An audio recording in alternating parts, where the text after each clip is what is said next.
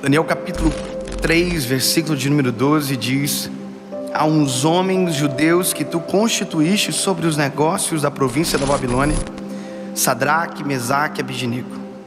Esses homens, ó rei, não fizeram caso de ti. Aos teus deuses não servem, nem a estátua de ouro que tu levantastes adoram.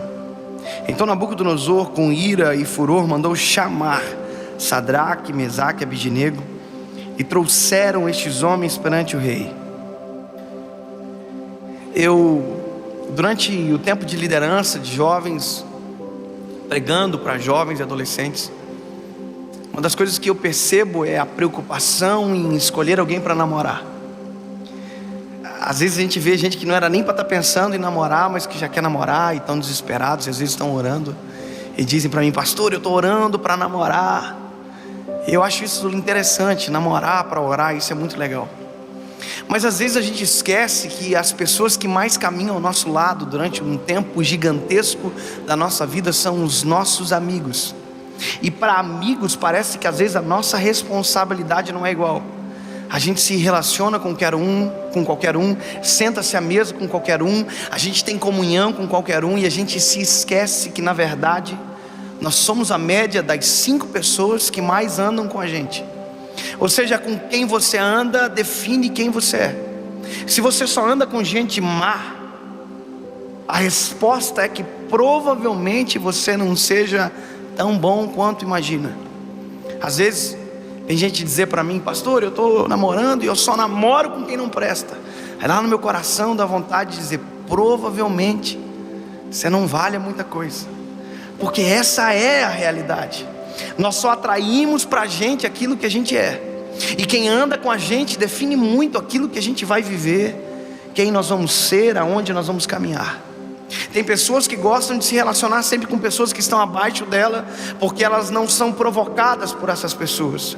Assim como tem gente que sempre gosta de andar com pessoas que estão acima delas, porque essas pessoas provocam elas a melhorar, a caminhar mais longe. E esse texto ele mostra a realidade de uma amizade que persiste a uma tempestade gigantesca. Alguém diz que a tempestade prova os verdadeiros amigos, e é verdade. Mas tem uma coisa que também prova os verdadeiros amigos: a melhor circunstância da sua vida. Alguém disse uma vez: quer saber se a pessoa é seu amigo? Diga para ela que você comprou um carro novo, uma casa nova, que você casou e o seu filho está nascendo. Se ele sorrir, é seu amigo. Mas se ele olhar para você e dizer: nossa, você está sortudo, hein? O que você está fazendo? Desconfie. A amizade, ela define quem a gente é. E como nós estamos falando com base na palavra de Deus, quando eu olho para esses meninos eu me impressiono, porque os 3 estão juntos no início da história, e os 3 estão juntos no final. Não é spoiler, porque você já conhece o final da história, mas os 3 meninos que bateram de frente com Nabucodonosor são os mesmos 3 meninos que não se prostam, são os mesmos 3 meninos que vão para a fornalha, e também são os mesmos 3 que saem da fornalha juntos. Eu me lembro que quando eu aceitei a Jesus, eu queria encontrar pessoas para caminhar. Me lembro que a primeira vez que eu fui na igreja, onde eu fui líder de jovens, após ter um encontro particular com Deus, eu me lembro que quando eu cheguei lá, um líder de jovens veio falar comigo. Eu vou falar o nome dele porque eu sei que ele não vai ficar triste, não vai ficar bravo. O nome dele é Felipe.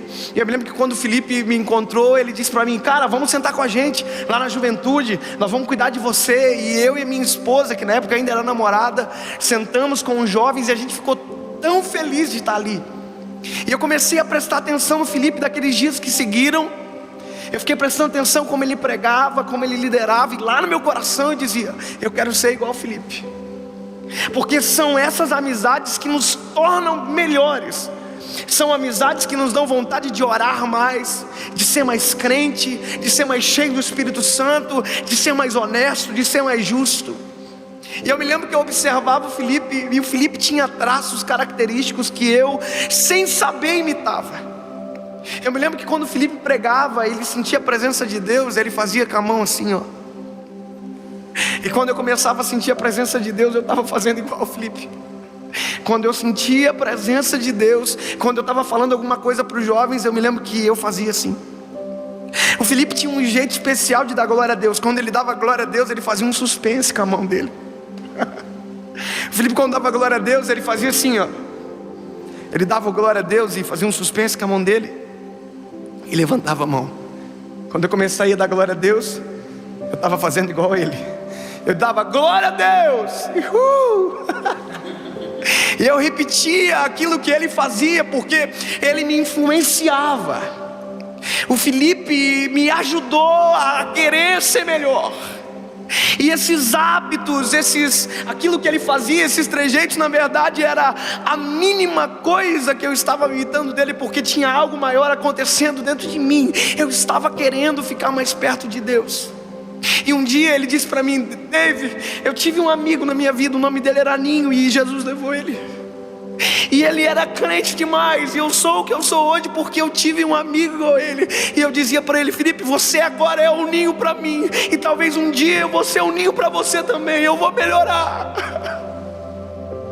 A gente se esquece que quem anda com a gente define quem a gente é.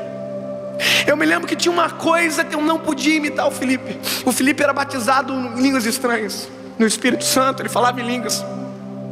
Então eu fazia com a mão no rosto, eu dava glória a Deus igual ele dava. Só uma coisa eu não podia fazer: eu não podia falar em línguas estranhas. Então eu começava a orar dizendo: Senhor, me batiza, eu quero falar em línguas estranhas. Eu não sabia que na verdade eu estava dizendo só isso. Não é só porque eu queria, é porque eu queria ficar mais perto e parecido dele. Um dia, toda igreja tem aquelas irmãs do ciclo de oração top. Na minha igreja tinha. A irmãzinha do ciclo de oração puxou minha blusa e disse: vai para frente, que o Espírito Santo vai batizar você. A minha vontade era sair do banco assim dizendo: ei Felipe, fica ligado.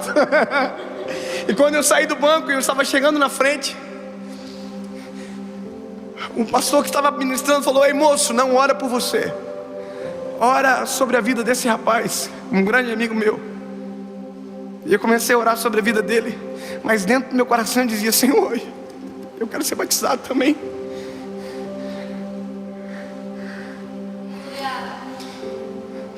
E aí não aconteceu. Eu estava orando, terminei de orar, não aconteceu onde eu esperava que iria acontecer. Quando eu voltei para o banco, o Espírito Santo me batizou no banco da igreja. E aí eu me lembro que já começou a ficar diferente o negócio.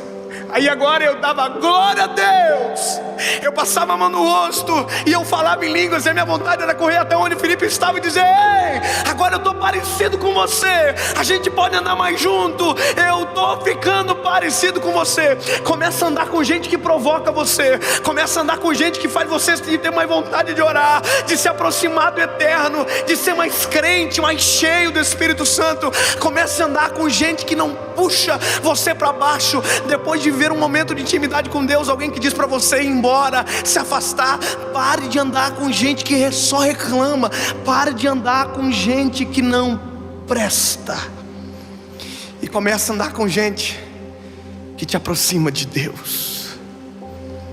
Aleluia.